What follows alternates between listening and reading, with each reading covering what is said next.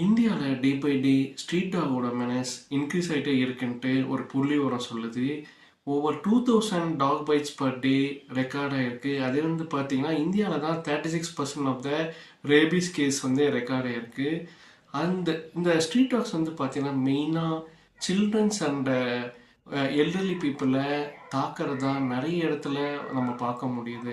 So இதுக்கு வந்து பார்த்தீங்கன்னா சுப்ரீம் கோர்ட்டில் இதுக்காக நிறைய வழக்கு தாக்கல் செய்யப்பட்டது. அதுக்கு சுப்ரீம் கோர்ட் வந்து பார்த்தீங்கன்னா இப்போது ஒரு டிசிஷனை கொடுத்துருக்காங்க. சுப்ரீம் கோர்ட் என்ன சொல்லியிருக்காங்கன்னா ஸ்ட்ரீட் டாக்ஸ்லாம் சீக்கிரமாக கிளியர் பண்ணி அதெல்லாம் வந்து பார்த்திங்கன்னா ஷெல்டர்ஸில் கொண்டு போகணும் அப்படின்னு சொல்லியிருக்காங்க. அதுக்கு அவங்க 8 வீக்ஸ் கொடுத்துருக்காங்க. ஃபஸ்ட்டு இதை வந்து டெல்லியில் வந்து இம்ப்ளிமெண்ட் பண்ண சொல்லியிருக்காங்க. ஏன்னா டெல்லியில் வந்து ஸ்ட்ரீட் டாகோட மெனர்ஸ் வந்து நிறைய இருக்குது.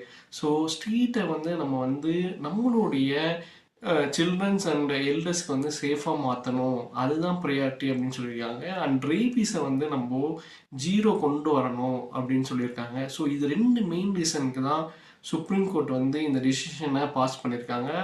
அவங்க என்ன சொல்கிறாங்கன்னா இதுக்கு எதிர்த்து எந்த டாக் லவர்ஸும் கேஸ் போட்டாலும் அவங்க மேலே சீரியஸான ஆக்ஷன் எடுங்க அப்படின்னு சொல்லியிருக்காங்க.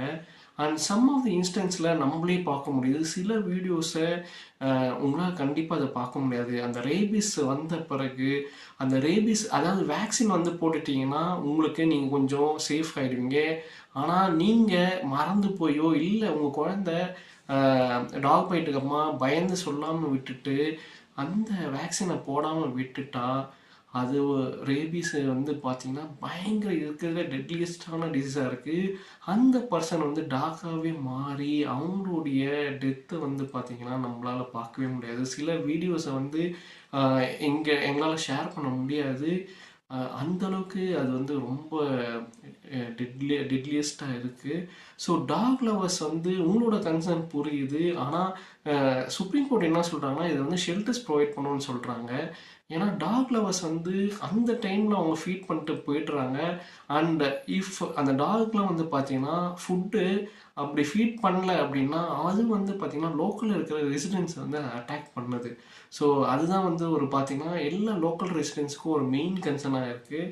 ஸோ டாக் லவர்ஸ் வந்து நீங்கள் அந்த ஷெல்டர்ஸ் போய் அந்த டாகை பார்த்துக்கலாம். அண்ட் ஆல்சோ நீங்கள் உங்களுக்கு வேணும்னா அந்த டாக் அடாப்ட் பண்ணிக்கலாம். ஸோ இது வந்து ஒரு welcome verdict from supreme court.